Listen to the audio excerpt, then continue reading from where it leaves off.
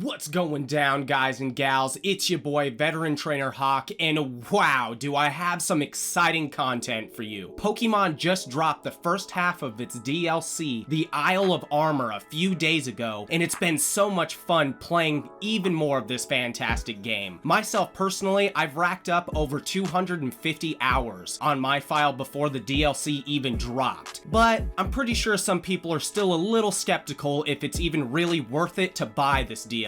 I will be going over some major points on why the DLC package is pretty worth the price tag and what you will be getting from this package.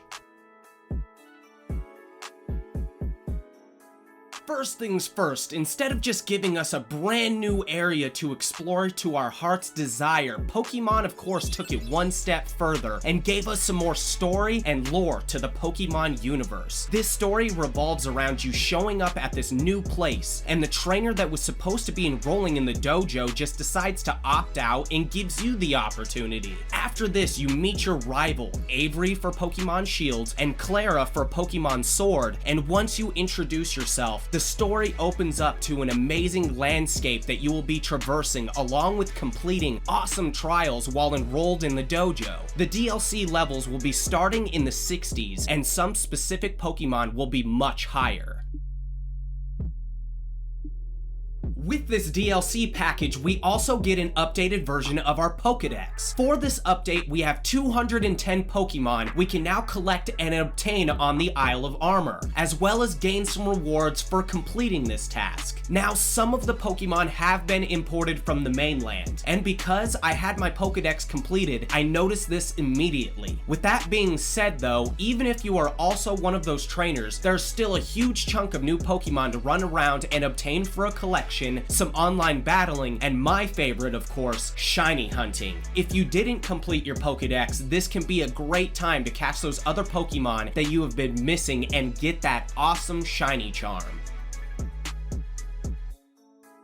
With this DLC, we have one of the coolest things to be reintroduced since it hit the series in Gen 2. Yeah, that's right, guys and gals. APRA have made a return to Pokemon, and that means we can now obtain all the special Pokeballs again for the first time since Gen 2. Usually, these Pokeballs are just distributed to us via the game or special events. Now, with this DLC, you have to collect them around the island and put them into a machine, but I believe easily in the next few weeks, the community will be able to decipher what 4 items you have to put into the machine to get the desired Pokeball that you want. This is extremely awesome because you can get all the special Pokeballs you want whenever you want, instead of having to wait an entire day for Kurt to craft them like in Gen 2, or having to be very cautious with using the one Pokeball we got every 4 months or so.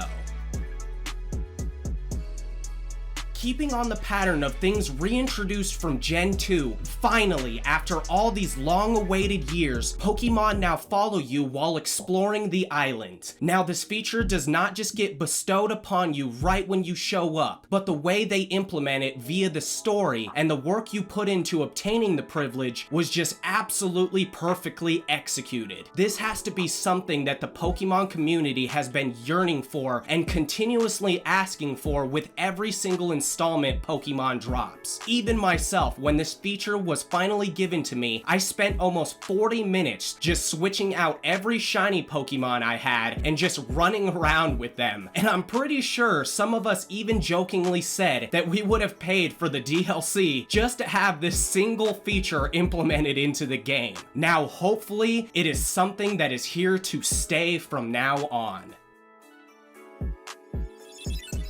One of the coolest things also added in this DLC is the new challenges that you can complete while on the Isle of Armor. One of the oddest challenges is having to hunt down 151 invasive Alola Diglets that have escaped from their trainer and have run all over the island. Along with this, you get the trials from the story, of course, and the dojo challenges after you obtain Kubfu, plus many more. Plus, of course, with these new challenges comes more rewards rewards and interesting items upon completing them. Most of the challenges I have discovered don't really seem to be just a waste of time, and you net some awesome rewards like Armorite Aura, which is of use to various things on the island, and Watts, which you can spend on a bunch of new things that have been added into this DLC as well. One of my favorites personally is using your Watts to upgrade a certain area that I will not spoil with a bunch of cool new items and things for your adventure.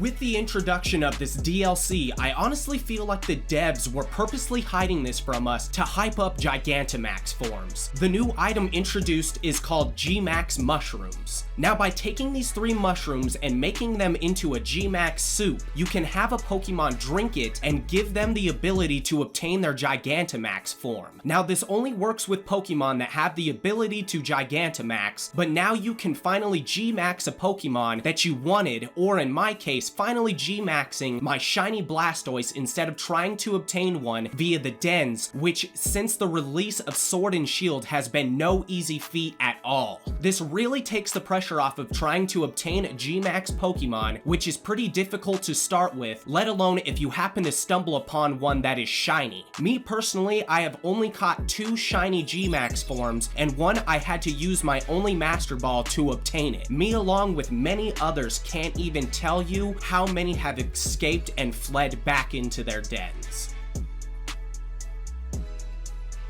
Now with this installment of the DLC, the entire Isle of Armor, in my opinion, is huge. The island alone probably doubles the space that was given to us in the wild area and opens up so many more diverse areas like caves and rivers, plus a freaking ocean for Christ's sakes. While traversing all over the Isle of Armor, you will run into lots of different biomes that house many different Pokemon to encounter and catch. I have not even seen the full island yet. I have already seen plains, swamps, grasslands, deserts, caves, forests, oceans, must I go on?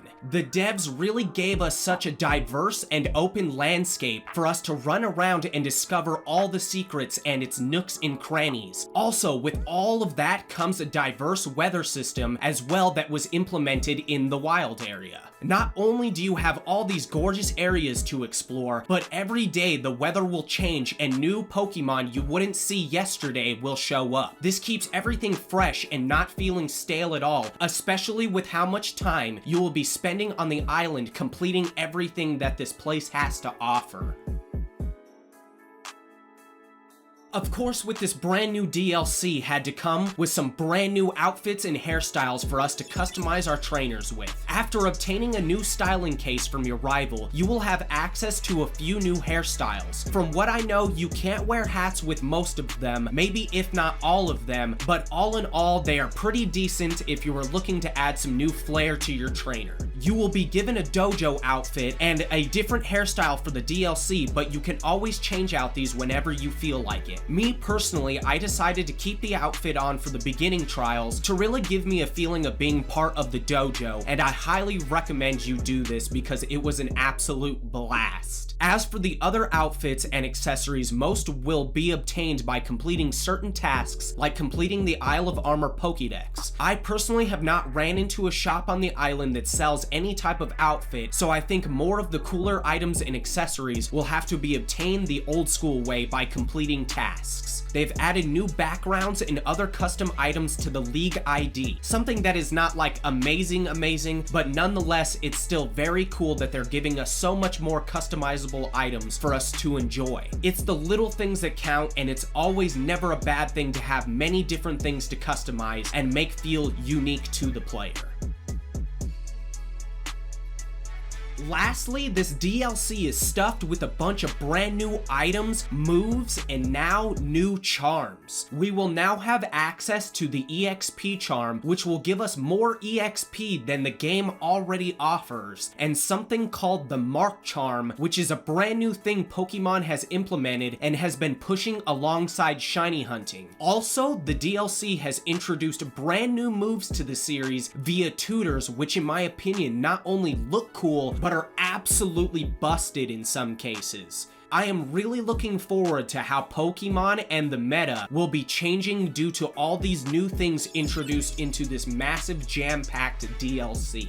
Well, guys and gals, I think that's about it. I know I probably missed a few things this DLC has to offer. I think I really did a good job of highlighting some of the major and awesome reasons on why I personally think this DLC is worth buying. Plus, this is only the first half of the DLC you will be paying for, with the Isle of Tundra stated to drop on November 30th of this year. I think with this package Pokemon has given us, we will be able to make it until that release date for sure. If I happen to miss something in this review that you thought was awesome, make sure you drop it down in the comments below. If you dug this review and you might think you are going to be picking up the DLC package now, make sure that you hit that like button. And lastly, if you would like to join the channel, make sure you hit subscribe and do me a solid and hit the bell to be notified every time that I drop brand new content. I am Veteran Trainer Hawk. You are all absolutely amazing, and I will see you all in the next installment.